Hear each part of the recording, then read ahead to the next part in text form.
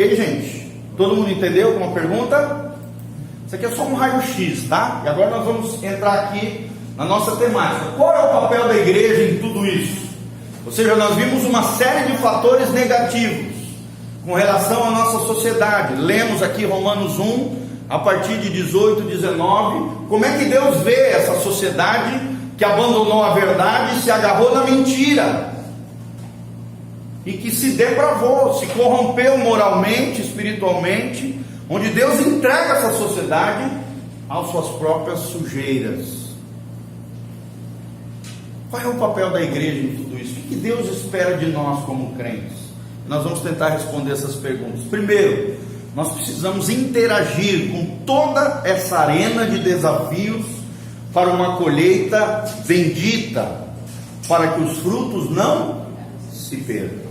Ou seja, você vai ter que lidar com as pessoas que vão vir assim, destroçadas, dilaceradas, feridas, arrebentadas. Elas vão procurar quem, gente? Vocês. Você vai ter acesso a pessoas que eu não vou ter. E Deus quer usar você poderosamente. Amém? Amém. Quantos aqui querem ser usados por Deus poderosamente? Amém. Uma das frases mais poderosas da Bíblia, levanta as mãozinhas comigo e fala assim: usa-me, Senhor. Usa-me, Senhor. Para o teu mover. Para o teu mover. Para o louvor da tua glória. Para o louvor da tua glória. Você pode ser usado por Deus, gente. Amém. Existe um lugar para você no plano e no projeto de Deus para essa terra. Você é importante. Às vezes você, que nem você se valoriza, Deus te valoriza. A Bíblia diz que as misericórdias, fica arrepiado só de falar isso. Porque, gente, Deus nos ama, Deus tem um projeto na nossa vida. Deus não quer apenas que nós sejamos abençoados, Deus quer que nós sejamos abençoadores, agentes de milagres, agentes de bênção na vida de outras pessoas. Que você não guarde a salvação só para você, a bênção só para você. Fala. Pode, tá? Eu só preciso que quem levar as apostilas acerte comigo ainda hoje. Eu preciso fechar no caixa lá da igreja, tá bom? Beleza? Aí qualquer coisa, quem não tiver, tem algumas ali. Na outra semana você traga o dinheiro. E aí, se precisar depois, mais do que tem aí, eu vou pedir mais uma encomenda, tá, gente? Só preciso que todo mundo que pegar acertar, porque eu preciso repor o dinheiro que foi usado da igreja amanhã no lecão, tá bom? Então nós precisamos interagir com essas pessoas. Precisamos ser uma bênção nas mãos de Deus. Precisamos também curar essa geração enferma. Sim ou não, irmãos? Amém? Precisamos curar essa geração enferma e trazer esperança ao mundo caído. Qual é a esperança, gente? Qual é a resposta para esse mundo caído? Fala comigo: Jesus de Nazaré. Jesus é a resposta para ele. Então, sarar em Cristo os abusos, traumas, complexos e as feridas da alma. R$60 as apostilas, tá, gente? R$60, tá bom? Então precisamos curar essa geração enferma. E Deus quer usar quem, gente? Você. Segura no ombro do seu irmão e fala assim: Deus quer te usar. Bota ali no caixinha ali. Precisar de troco, pega ali. Tá todo mundo crente aqui, eu confio em você. Pode botar o dinheiro ali e tirar, tá? Se você roubar, o problema é seu. Tá bom? Beleza, gente? Então, quem é que Deus quer usar? Você. Segura no ombro do seu irmão e fala assim: profetiza. Deus vai te usar. Poderosamente. Para a glória dele.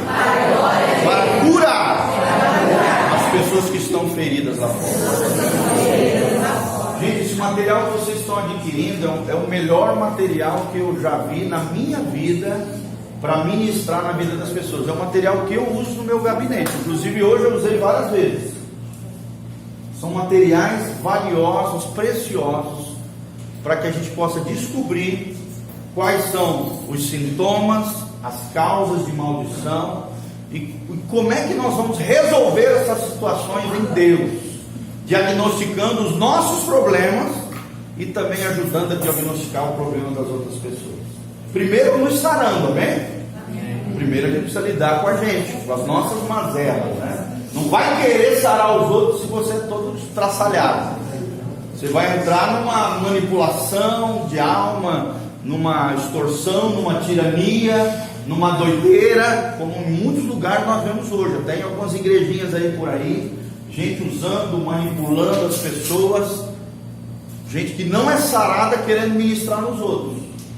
É muito importante primeiro que nós sermos sarados e curados em Deus, para daí então nós sermos agente de cura na vida de outras pessoas. Amém? Amém. Glória a Deus. Fala bem alto, tá? Que nós estamos filmando. Tá? Pastor, vai se arranjar, por exemplo, quando a lei, vocês fazem lei que dá proteção para essa gente e querem que os pastores aceitem fazer casamento. Graças a Deus, a religiosidade ainda tem proteção através da nossa Constituição, tá? Então, por exemplo, o homossexual não pode chegar aqui na igreja e me obrigar como pastor a casá-los, porque dentro da nossa comunidade cristã, o estatuto da igreja impera sobre o estatuto local, estadual e tal, isso, aquilo. Ou seja, a lei ainda, a fé é uma questão de fórum íntimo, protegido pela nossa Constituição. Então ninguém é obrigado a nada nesse sentido que você está perguntando. Ainda, tá? Nós não sabemos até quando isso vai permanecer. Mas aí, se caso isso se altere, nós vamos precisar nos posicionar.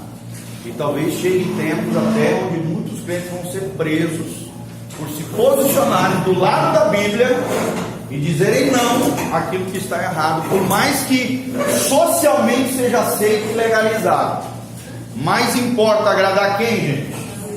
A Deus do que aos homens. Tá bom? Então isso é muito importante. Vamos lá, hoje vemos um evangelho humanista muitas vezes em muitas igrejas. Um evangelho centrado no homem, antropocêntrico. Pode anotar essa palavra. Antropocêntrico, ou seja, antropocentrista, centrado no homem. Antropos no grego é homem, cêntrico, centro, ou seja, o centro é o homem, e não Deus, e não a glória de Deus, não Jesus de Nazaré. E esse evangelho humanista muitas vezes é permissivo, descentralizado da glória de Deus, infelizmente, gente. Hoje você vê igrejas que eles não tocam em determinados assuntos porque tem medo de perder os membros. Vocês viram domingo, a gente prega sem medo. Nosso compromisso é com o coração de Deus. Se você se agrada ou não, isso é um problema teu com Deus. Nós pregamos a palavra aqui dentro. Mas tem muitas igrejas que só pregam aquilo que as pessoas querem ouvir. Só aguinha com açúcar. Nós vemos que hoje, infelizmente, existe um evangelho humanista, permissivo e descentralizado da glória de Deus, tá? Inclusive aqui no Brasil. Precisamos também fechar as portas do fundo da igreja. Amém? Amém. Ou seja, muita gente está entrando hoje nas igrejas, mas também, infelizmente, estão saindo. E às vezes, gente, por feridas dos próprios cristãos, imaturos, que através do seu criticismo, das fofocas, né, dos julgamentos implacáveis, das situações crônicas dentro das relações humanas, muitas vezes tem lançado as pessoas para fora da igreja. E você tem que entender que qualquer pessoa que se afastar de Deus por sua causa, você vai ter que prestar conta diante de Deus, gente. Às vezes você pensa, vou fazer uma fofoquinha que não vai dar nada. Se aquela fofoquinha desviou alguém, aquela alma, aquele sangue vai ser cobrado de você. Isso tem que gerar temor no nosso coração. Não é só da nossa igreja, não. Não é, de qualquer lugar. Estou falando do cristianismo de maneira geral. E nós temos que fechar esse fundo da igreja. Vocês estão entendendo? Isso não é só responsabilidade dos pastores, é de todos nós. A igreja não é só a liderança, a igreja somos todos nós, amém? Amém. A igreja não é minha, não é sua, é de Jesus. E nós fazemos parte dessa igreja do Senhor. Nós temos que ser uma comunidade terapêutica, cheia de amor. Fala comigo, uma comunidade terapêutica, cheia de amor. Ou seja, um hospital para curar aqueles que vêm feridos, e não um lugar onde eles vão voltar, vão sair daqui mais feridos do que entraram. A igreja precisa ser um hospital de pessoas que vêm feridas e são curadas, saradas aqui dentro. Amém? Você que vem aqui, que por mais que a gente toque aqui em situações delicadas, a gente tem todo um cuidado ao falar, né, para que realmente não fique nada assim, ainda mais que vai para a internet, imagina. Então, para que não fique nada assim, com meios mal entendidos, mas sim sempre bem esclarecido. Tá bom? Esse é o papel da igreja. O papel da igreja em tudo isso, fechar as portas do fundo da igreja. No Brasil, por exemplo, há mais de 40 milhões de desviados.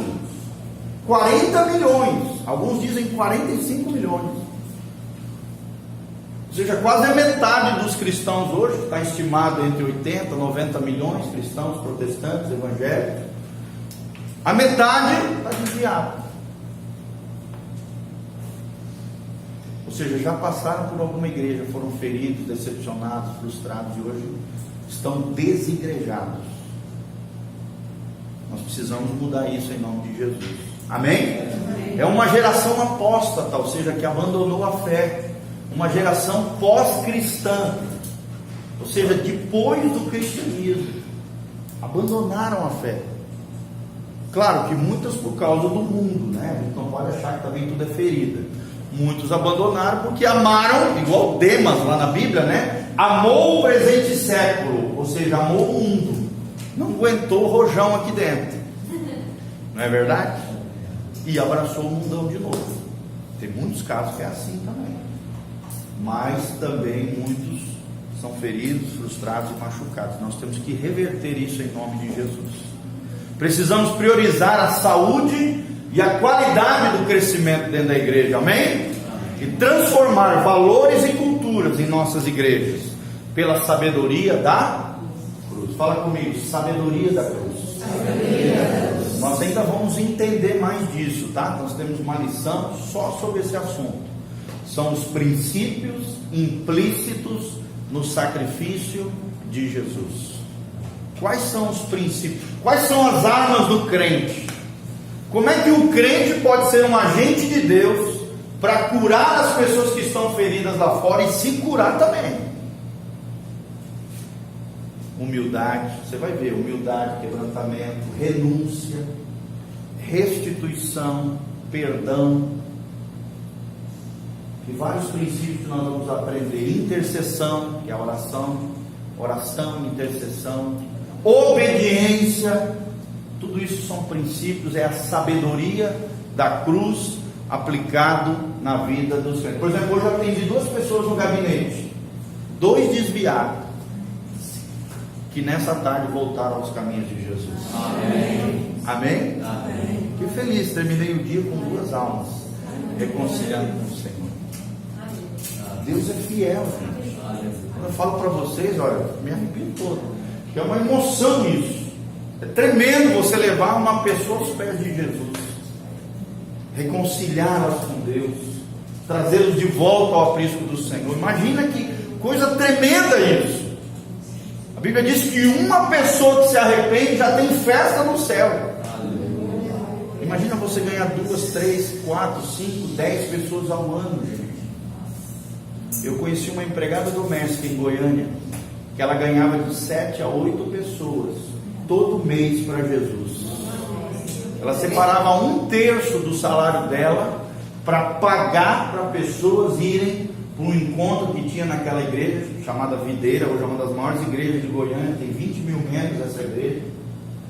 1/3 do salário dela, uma empregada doméstica, ela pagava para as pessoas irem ter um encontro com Deus, que era esse encontro evangelístico que essa igreja tinha.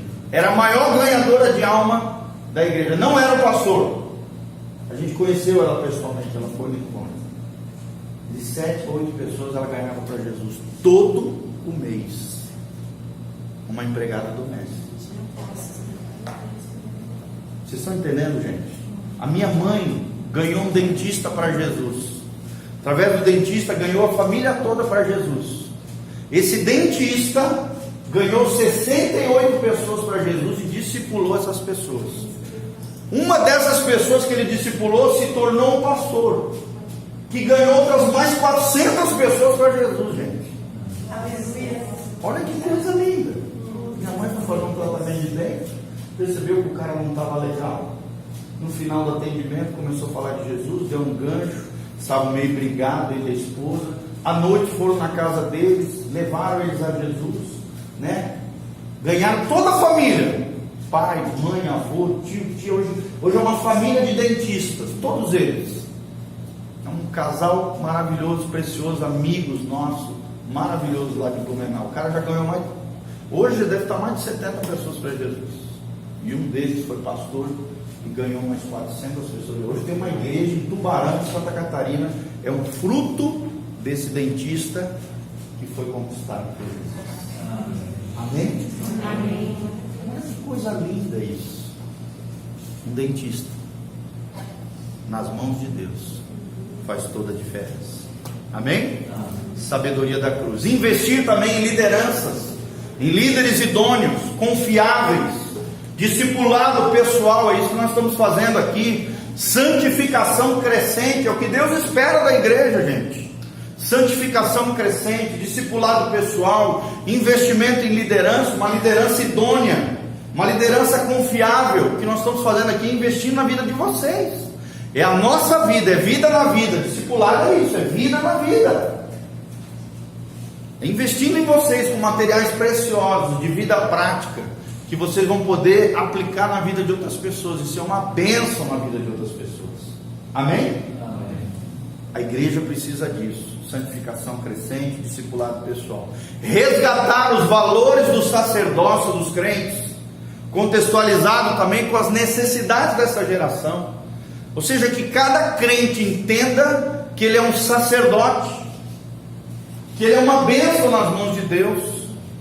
Não é só o pastor, não são só as obreiras, não é só o missionário, não é só o profeta, não. Cada crente é um sacerdote do Deus vivo. Aquele negócio que existia antigamente, a aristocracia lá em cima, acima dela o clero e o resto é plebe, gente, acabou com a reforma protestante. A reforma protestante, ela resgatou isso de volta. Todos nós, à luz da palavra de Deus, se andarmos com Deus, nos tornamos sacerdotes do Deus vivo. É o que diz a palavra de Deus. Claro que nós temos que respeitar os sacerdotes, os líderes, né, espirituais, religiosos e tal, claro, sem dúvida nenhuma. Não estou falando para você se levantar contra a rebeldia, achar que é melhor do que quem é um líder espiritual. Não, não é isso que nós estamos falando. Não estamos falando de rebeldia, de desonra, de maltratar, não. Mas de você assumir o seu papel. Amém? Amém.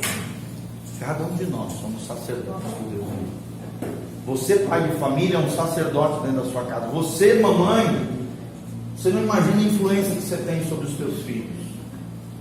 Às vezes até maior do que do seu marido. Você, filho, que é o único crente dentro da sua casa, você tem que exercer um sacerdócio ali. Às vezes você é a única lâmpada que Deus tem ali, mas através da tua vida, toda a tua casa será iluminada para a glória de Deus. Amém. E onde a luz de Deus brilha, as trevas dissipam. Quem vence, a luz ou as trevas? A luz prevalece sobre as trevas. Se a tua luz não brilhar, tudo vai perecer e as trevas vão imperar. Então lembre-se disso. Você é a luz que Deus colocou na tua casa. Você é a luz de Deus naquele lugar. Amém? Vamos dar stop aí, obrigado.